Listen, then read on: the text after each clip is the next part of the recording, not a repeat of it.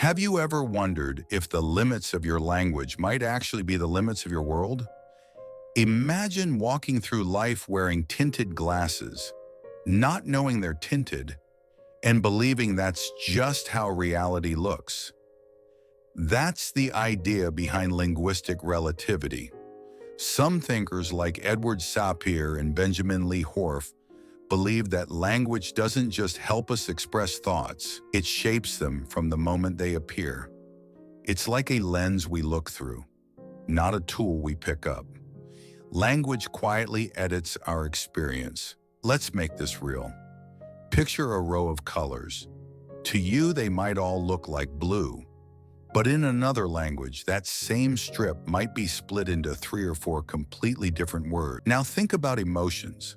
Some languages have one word for love. Others have many, each describing a different flavor of connection: romantic, familiar, spiritual, unconditional. If you only have one word, how do you know which version you're feeling? The emotion still lives inside you, but without the right word, it's blurry, like a photograph that refuses to focus. When language gives something a name, it becomes easier to recognize, easier to discuss, easier to accept. Language doesn't just shape what we notice. It shapes how we tell the story of reality. Some cultures picture time as a line stretching forward. Others imagine it coming toward them, like waves of the ocean. Some think of the past as behind us. Others imagine it in front, because it's known, visible, something we can see. These differences aren't just poetic. They shape how we plan, how we remember, how we regret. Now here's the important part. This doesn't mean we're trapped inside our language, unable to think outside its limits.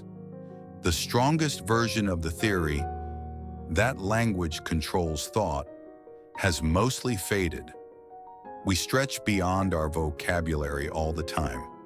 We invent new expressions. We borrow words. We pause mid-sentence because we feel something, and the words simply haven't arrived yet. But the softer idea that language influences thought still holds weight, and influence matters. If you hear a concept your entire life and never hear another word for it, that shapes the way you think about it. Slowly, silently, permanently. Language works like gravity, always there, always pulling, rarely noticed. A named emotion feels more real than a confused feeling in your chest. A described problem feels solvable.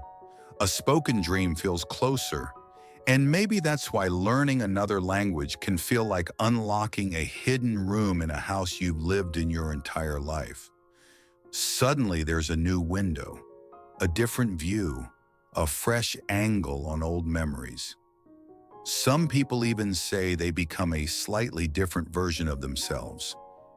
Not because they changed, but because the language changed the story they tell about who they are. So the next time you see a word that has no translation, treat it like a souvenir from a world you haven't fully visited yet. A hint that reality might be wider than the words you carry. Think of language not as a cage, but as a map that can always expand. Each new word isn't just a sound, it's a path. Each expression isn't just grammar, it's perspective. And every language is a different window overlooking the same world, revealing details we never noticed, simply because no one ever named them. Maybe the world hasn't been fully seen yet, not because it's hidden, but because we're still learning how to say it.